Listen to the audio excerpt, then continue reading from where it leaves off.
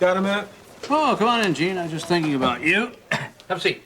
Thanks. Look, I hope I didn't catch you at a bad time, but there's something I wanted to talk to you Not about. at all. Not at all. As a matter of fact, I think I know what you want to talk to me about.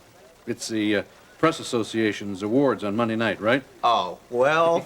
Now, look, Gene, I know the competition in the investigative reporting is pretty stiff this year. You want some coffee? No, thanks. But that story, you know, about the smuggling ring down in Hampton Roads, and then there was the investigative report on corporate spying in Virginia. But I want to tell you something, Gene. I think your story on Kate Carruthers' murder is going to win hands down this year. Walter, I really appreciate the confidence that you have in me. But, Well, there's more to it than that, Gene. You know, all the editors got together and we made a bet on who was going to win. And I think I'm going to come out on top in that, too. I suppose that is going to eliminate some of the butterflies, won't it? Well, I suppose, but actually, that's not what I wanted to see you about. Oh? Well, I think I have my next story, and I'd like to get started on it right away if I can. You see, there's a rapidly growing organization in town that has very strong influence on its members. And I think this influence is too strong, in my opinion. Well, Gene, you know, it is 1984, but I don't think we really need to worry about Big Brother yet. Well, I'd say we do if we're talking about Domi. Domi? You want to see me? Yeah, sit down. Oh, okay. There's something we need to talk about, and I think you know what it is. Then Stacy talked to you. Yes, she did, but I want to hear it from you before I believe it. Russ, are you the one who bid $1.2 million for the Dar Salaam Bible at the auction?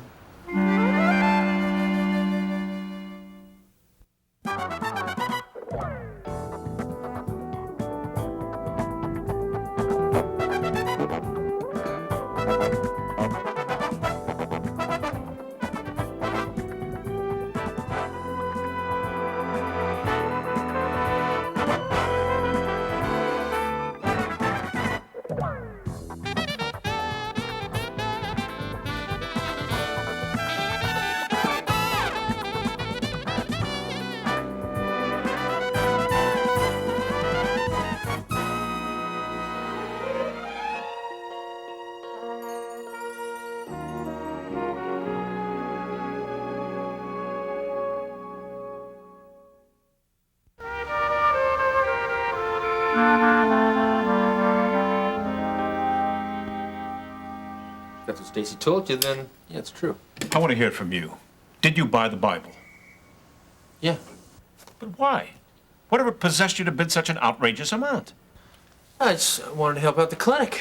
And you did need the money. Well, the clinic always needs money, but at $1.2 million, come on. Why in heaven's name did you bid so high? Like I said, I wanted to help out. And well, maybe maybe I wanted to make up for my past. My father. You know, that money I inherited came from the organization. That's why I didn't want anybody to know that I had it. And I just thought that if I did something good with it, that maybe... That maybe you could pay for the sins of your father. And maybe pay for some of your own as well. Yeah, sure, why not? You know, when Lance shot me, I was lying there dying. You know, nobody believes this, but I saw right into hell. Dave, I know what's coming for me. And I think I have a right to try and make up for what I did. That's why you posted my bail, wasn't it? I guess, yeah. Russ, there's nothing you can do to make up for your past. All you can do is ask for forgiveness and get on with your life. This forgiving God that you and Ben keep talking about just says, it's okay, no biggie, forget it. Yes. Dave, that money came from drugs, prostitution, gambling, murder. I became rich because my father screwed up everybody's lives. I mean, we weren't just fooling around with little things here. We're talking about being responsible for people's deaths, and if I can be forgiven just like that, then there is no justice, and justice says I pay. Russ, that was paid for 2,000 years ago. Oh, let's not get into the religious platitudes. I'm not reciting meaningless platitudes. Do you know how many unborn children I've murdered? You know the pain I've had to suffer through? I thank God 100 times a day that I've been forgiven. But that won't bring those babies back. You're trying to hide your guilt by doing good deeds. I'm trying to hide mine with alcohol. Ben's already been through all this with me, And I know you're trying to help. But, that experience I went through, I know that was because that's showing me what's going to happen to me. Hey. Have you read the Bible? You paid over $1 million for one. Have you even looked at it? No, not thoroughly, but... But what? Why don't you do that and get your head straight? I didn't buy the Bible to read it. I bought it because I thought I was going to make a nice fat profit on it from the princess.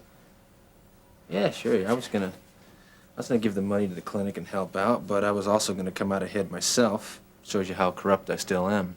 Russ, you're no more corrupt than anybody else. I don't buy that. All right, then don't.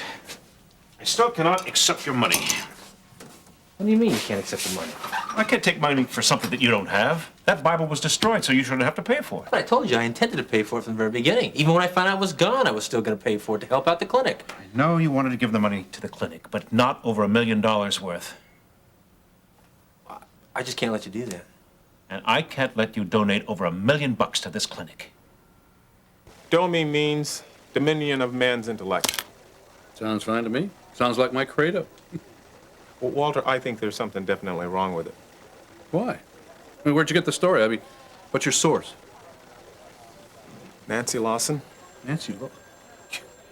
What are you talking about? Come on. I mean, isn't she the broad that almost took Charles Carpenter with that fake paralysis a couple of years ago? I mean, why are you wasting Wait our a minute, time? Walter, but she's changed. I mean, she has a different personality now. I mean, she's helping out neighbors. She even volunteered to babysit for Carnaby. Can you believe that? Babysit. Yeah. Babysit. That is a personality change? Well, for Nancy Lawson, it is. I mean, I asked her what happened, and she said she owed everything to Domi. She even said that Domi saved her life. Well, personally, I find that commendable. Sure it is, if there are no strings attached. But I have a hunch there are, and especially if she said she would do anything for this Dr. Fazan. Dr. Fazan? Yeah, she's the director of the organization. Well, so what? So Nancy Lawson wants to get religion. That's fine with me. I mean, to each his own. But wait a minute, Walter. You haven't heard a thing that I said. It's fine, yes, if she wants to get religion, but there's more to it than that. Worshiping a leader like that can be dangerous, in my opinion. Come on now. Gene, we are a nation of idolizers. We have rock stars and movie stars and football heroes and baseball heroes. I mean, everyone has to have something to help them get through this life. And I don't think it's for us to judge what other people choose to idolize. Yeah, that's the same thing they said about Jim Jones and the People's Temple. You're right about that. It's not for us to judge, but we do have a responsibility to help, don't you think? Are you saying that this Domi is the same as Jim Jones and the People's Temple? Walt, I'm just saying I would like to find out, that's all. Yes, but they're not the same as the People's Temple, right? Not yet, no. Gene, sit down a second. Gene, I've got this nephew out in Iowa. He's a fine boy, bright kid, strong, handsome. He's the kind of young man that any man would want for a son. In fact, I used to think of him sort of as my son. We had a very special relationship. Well, the last year or so in high school, he got himself in trouble. He got involved with the wrong crowd, got involved with drugs. His parents tried to help him, but they just couldn't seem to reach him. And 2 weeks before he graduated, he disappeared. Left home and just disappeared. And his parents haven't seen him for 5 years. And one day he suddenly shows up on their doorstep with his head shaved. And he's a vegetarian, and he prays to some guy in India. And he does things that my sister and brother-in-law don't seem to agree with, but it doesn't matter because they have their son home. I mean, he's not the man they might have dreamed he once might turn out to be, but it doesn't matter either because he's healthy, he's hardworking, and he's home. Walter, look. You know, I appreciate everything that you're saying. But you know, and I know, for every success story, there are 100 failures. If for nothing else, for the sake of these children, I would say that we should investigate this Domi. I'm sorry, Gene, I can't let you go ahead on this one. Not based on the reliability of Nancy Lawson. I'm sorry, the answer's no. But wait a minute, Walter. See, all you have to say... The answer is no. So, it's finally out. Real life heroes. I know how to pick my friends, don't I, Vanessa? Idealistic young doctor fights to keep his dream alive. What noble ambitions Ben has to provide good health care for the underprivileged. You know, an article like this will draw several hundred new students into medical school to make the world a better place to live. First year was full of idealists like that. But by the time we graduated, everybody was talking about stock options in country clubs. All except Ben. He never lost his idealism. Until you helped him see what he was missing. It's amazing how the real world can destroy academic myths.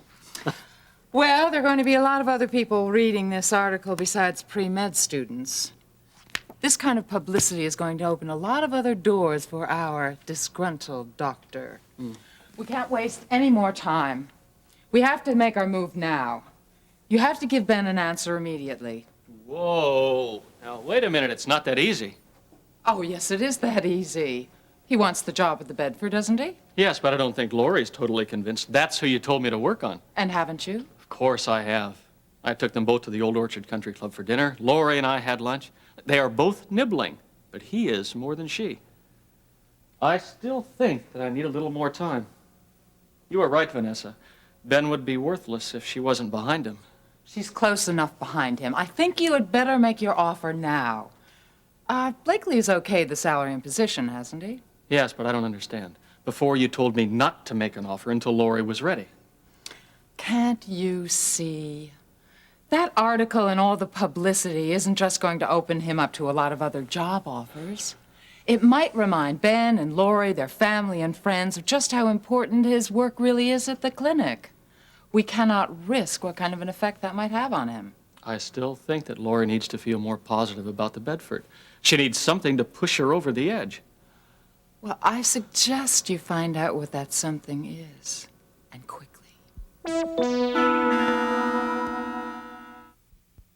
Vanessa, this isn't like you to change plans in midstream. Ben Martin is ours whenever we want him, but Lori still needs to be courted. That was the case, but this article changes everything. Well, I guess we're just going to have to agree to disagree. I'm leaving tomorrow on a short vacation. I've already made plans. What's her name? I'm going to spend 5 glorious days and nights at Martha's Vineyard with a very close and personal friend. Her name is Chloe. I met her at a party last week, and she's adorable. All your new females are adorable, Brian. True, but she has exceptional talents. And she's a model.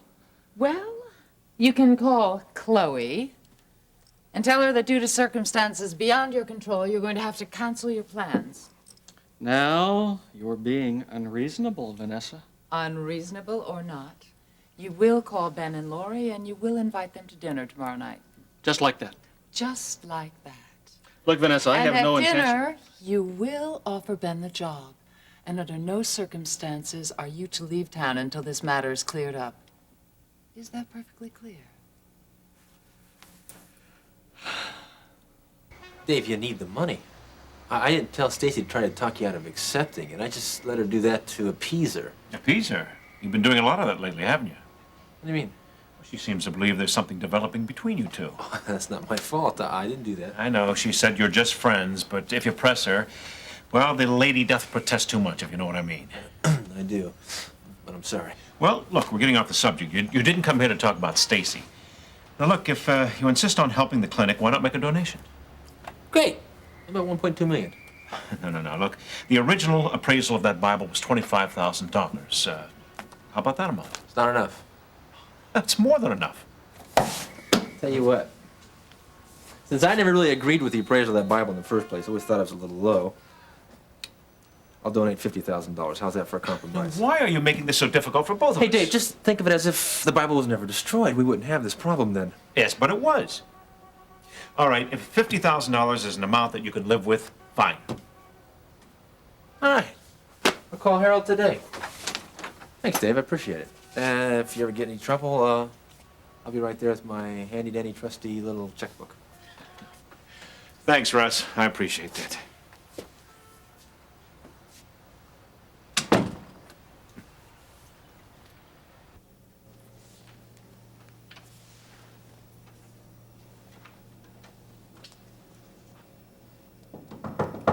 Come in.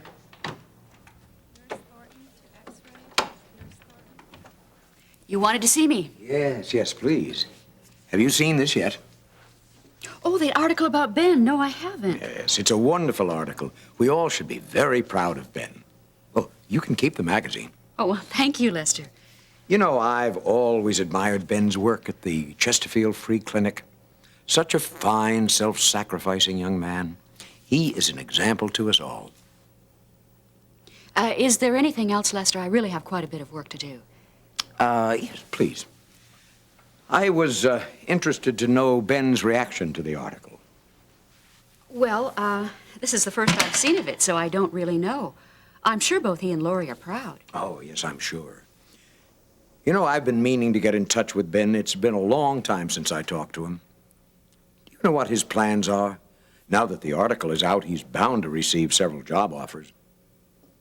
Lester, I really don't know what Ben's plans are. I understood that he had applied for several different positions, and I was wondering if, and I do mean if, this hospital were to try to find something for him again, well, would he be open to the idea? I don't know. Why would he accept an offer from you now when he's turned you down twice before? You offered him a job in diagnostics with a substantial pay increase. And the reason that he knew you offered him that was because of the prestige of the AMA award. Oh, now, Terry, don't you think that's a little harsh? Maybe, but it's true, Lester. You know it, I know it, and so does Ben. Well, perhaps my motives weren't 100% pure, but this is different. I don't know, Lester. Why would Ben change his mind now? Unless, of course, you want to offer him another position here at the hospital, perhaps in surgery, which is his specialty.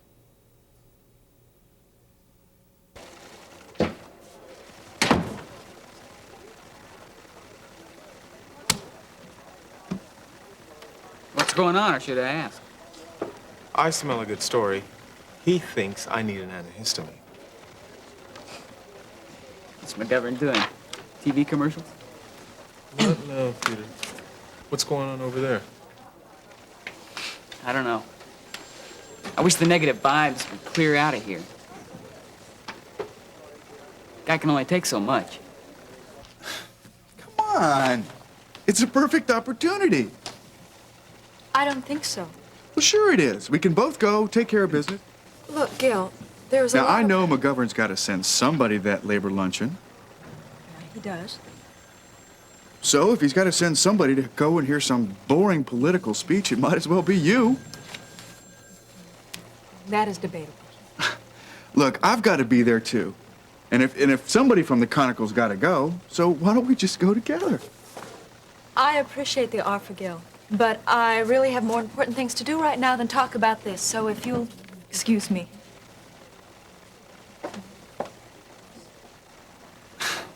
Excuse me. Man. I don't believe this. Well, hey, people change. Things change. They sure do. I mean, she's beautiful. And it's all because of me. And now I can't even get to first base with her. Gil, I think I have a reason. Well, let's hear it. I don't know if you're ready to hear this.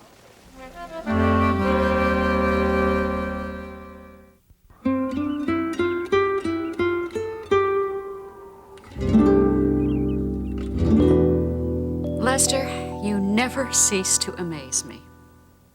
But in regard to your question, that's a matter you're going to have to take up with Ben personally. Oh, I intend to do just that. But I was hoping that you could give me some insight into his answer.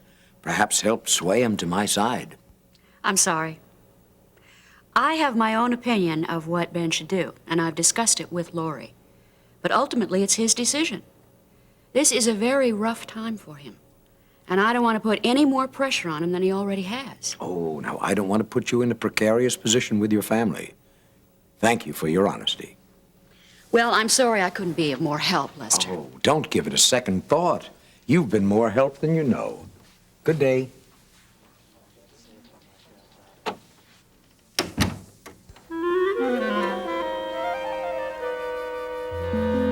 Stacy and my mom are getting pretty close these days, you know. Well, that's good. At least it should help Stacy with her readjustment period. It should. Stacy told my mom something I think's gonna blow you away. I doubt it. She said that, she loves Russ. What? She said she wrote him a love poem. I mean, I was surprised. You're surprised? I don't believe this. Hey, look, don't give up, okay? I don't think Russ feels the same way about her. In fact, I'm pretty sure. If I were you, I'd just, give her some time, and this infatuation will be over before you know it. I hope you're right. Well, thanks for telling me, Peter. At least now I understand what's been going on around here lately. What are you gonna do? I don't know, but I'm gonna do something. I'm not gonna let her slip away from me that easy. She loved me once. She'll love me again. Look, I gotta run. Okay. Look, take it easy, huh? You bet.